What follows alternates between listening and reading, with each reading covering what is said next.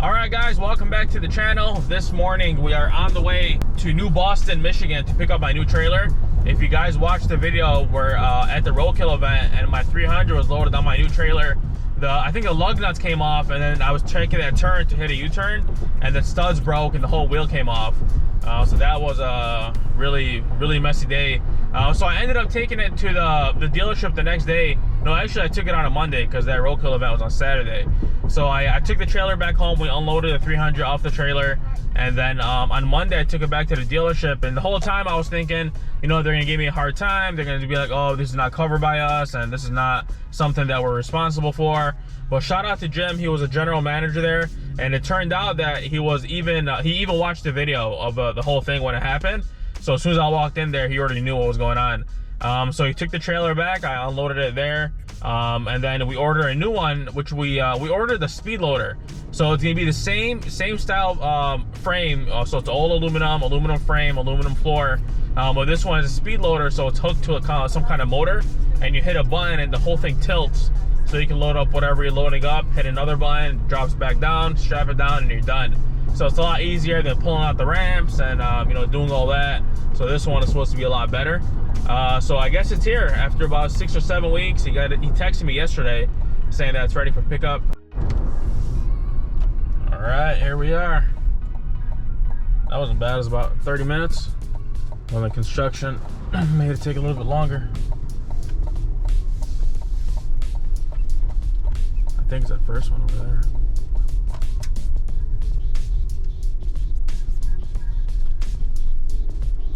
Yep, it is that one. There's two boxes.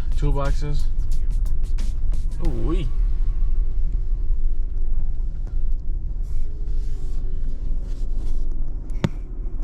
That boy look nice. So here it is. So this one has 2 boxes, so I can put the straps on one side. Oh, it's locked up. But I can put the straps in here, then the motor for the actual hydraulic pump is on this side with the controller. Looks a lot more heavy duty. Like I said, it's aluminum frame, aluminum floor. That's exactly what I wanted. And look how low profile it is. So when this thing drops down, I'll try to go get the key so I can show you in a minute. I could just drive whatever, especially if you have like a splitter or something, it shouldn't rub. I like it. Has the same wheels I had on the old one. The speed loader. Looks good. I don't know if this one's unlocked. Yep, this one is.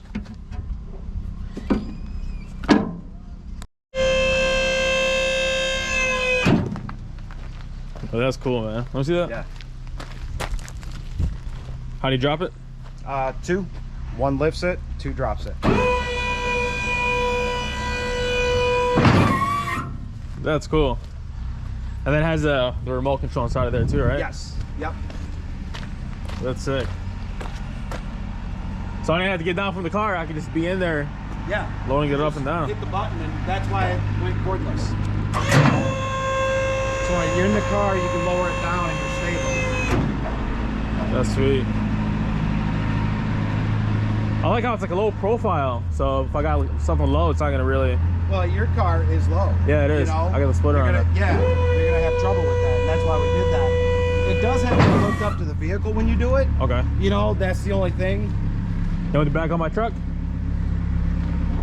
Huh? You want the back on my truck on there? Yeah. There you go. Nope. Hey, you can. That's badass. So everything happens for a reason, but thank God I got this one. So I line it up. Right, that should be good. We're gonna load it up, test it out, make sure everything works, and I have to go inside with the title, which is right over here, finish up the paperwork, and then we'll talk about what's going on. So there she is, all loaded up, ready to go.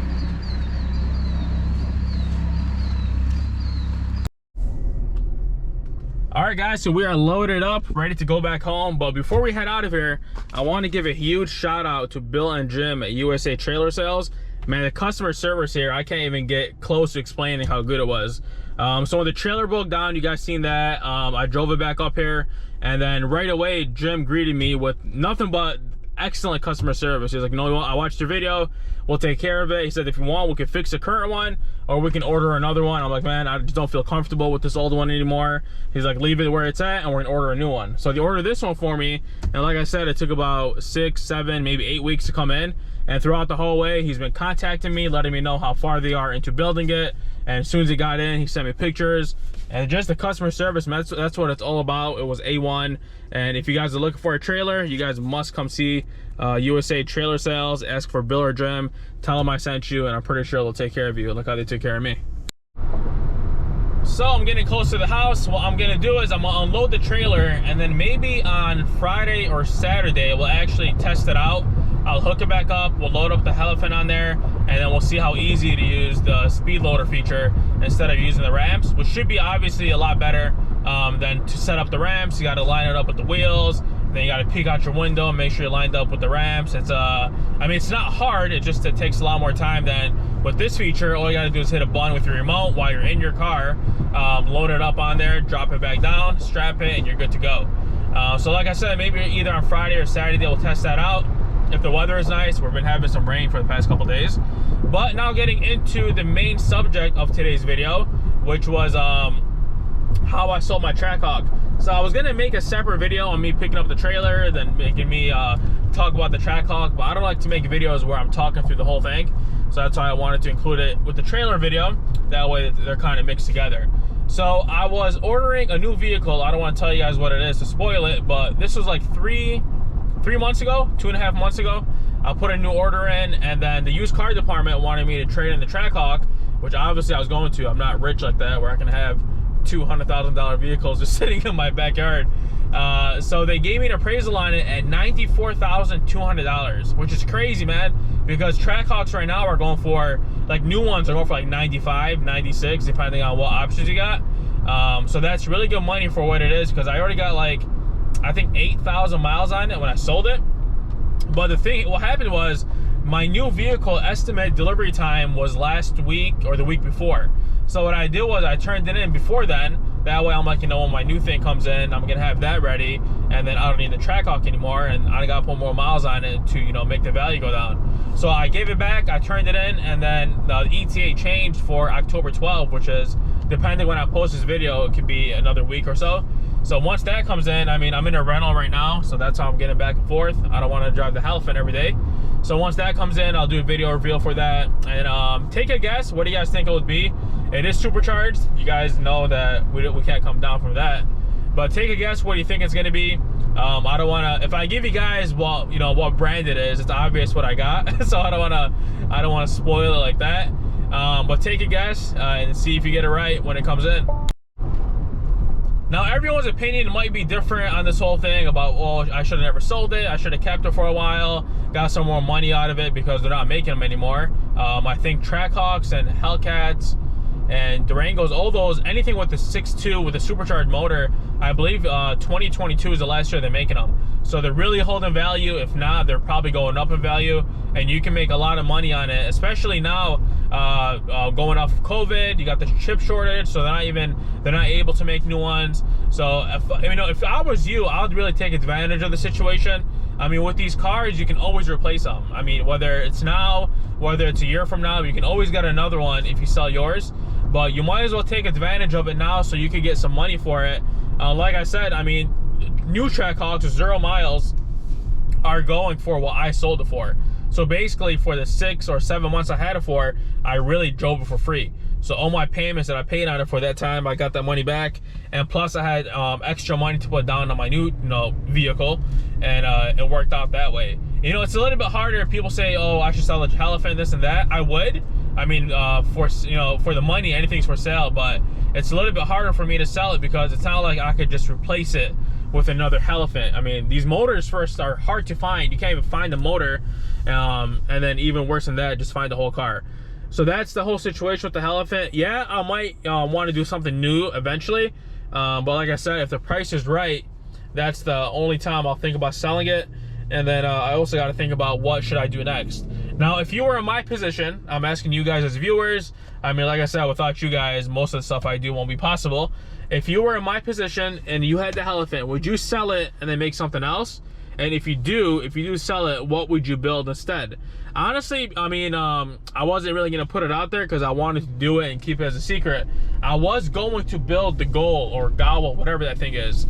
So if you guys read about it, I think it was like last year, Dodge came out with this April Fool's joke that it was a joke actually because it was in April, that they were gonna build 100 Dodge Chargers with a elephant motor, and they were gonna sell them for $200,000 a piece, which is crazy. I'm like, even if the thing is real, who's gonna pay $200,000 for a Charger? Yeah, it's gonna be special because it's gonna be limited, but at the same time, I mean, you could buy a regular Hellcat, put like maybe 15 or 20 grand into it, and have a lot more than 1,000 horsepower. You know what I mean? So they didn't make it. So what I was gonna do is I was gonna order a red-eye Charger, and then I was gonna pull the red-eye motor back out of the Charger, swap it with my 300, so the 300 is gonna be back to a red-eye, then put the elephant motor inside of the Charger and make the Goal or the Gobble, whatever you pronounce it as. And that was my whole plan with that. All right, so I'm gonna go over it real quick just to show you guys a little bit more about it. As you can see, there's 2 boxes in here. In this box, it has the actual controller for the hydraulic pump. So you got up and down on this. That's up. That's down. You got the battery. I think you're supposed to put this on like a trickle charger every once in a while just to keep it charged up. It does take some charge from the plug, but not too much. You got the pump in here. And then on the other side, I had them add another box just so I could keep my straps. Oops, fucked up. There you go. So I can put all my straps in here. Any tools that I need when I'm towing whatever I got can go in this box. And then you can lock it back up. Good to go. But I like it, man. The only thing different about this one is you got to take off the fenders when you're loading up a car, just because it's so low to the ground that the door will hit the fender. Well, it's really nice. I really like this one. So this is how it looks on the side when you're doing it. So number 1, we'll drop it down. But look at the clearance on this before I bring it back up. So you can have a pretty low car on here, like a Corvette. Like, especially for mine, I got a splitter on there, and I doubt it'll rub. It's really low to the ground. It's like literally probably a couple inches off the floor. And then when you want to drop it back, hit number 2. That's it. Like I said, I got 2 of these, so this one can stay in the car, and then I could be in the car doing this instead of coming out and then using the main control from this box over here. So I'm gonna get it. Everything uninstalled. I'm gonna get my lock to put on here so nobody tries to steal my shit, and then we'll wrap up this video. And there we go. All my straps, all my axle straps, my ratchets, everything fits in here perfectly. I might take them out the bag later on just so everything lays out and it's easier to get to, but for now I'm just leaving it in there. Lock everything up, and this is much more convenient. I used to keep that bag in the back of my my TrackHawk, so I used to take up space in my trunk, but now that we got this, saving more space, and it's a lot more easier to get to when it's on the trailer. So I also invested in one of these things. It was about like 45 bucks, 50 bucks from AutoZone, and you unlock it from here, has a key in there, and I guess it's really heavy duty, so it goes into your coupler, and then no one could get to your attachment because this is in there. But if they really want to get through it, they're probably gonna have to spend hours just trying to cut through this thing. But just in case, I mean, I do live in a safe neighborhood, but you never know what happens when you're not by this thing. And that's really it. Oh, you want to see it? What? Did they just you ordered this one, or they gave it to you? This is the new one that came in. Look. What do you mean by that? They reimbursed you? They reimbursed you? Huh? They reimbursed you for the old one? No, it was an even trade. Oh, why the hell did you just go with this one for the They didn't have this one. This one is way better. It's more convenient. Yeah, but how do you know how much weight you can hold that pressure? The pump? Yeah. It holds enough. They got low profile, so when I drop it.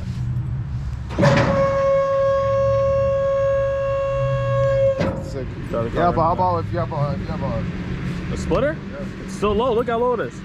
No, the other one يعني The other one had ramps. Remember how big the ramps were? where oh it's an electric whatever.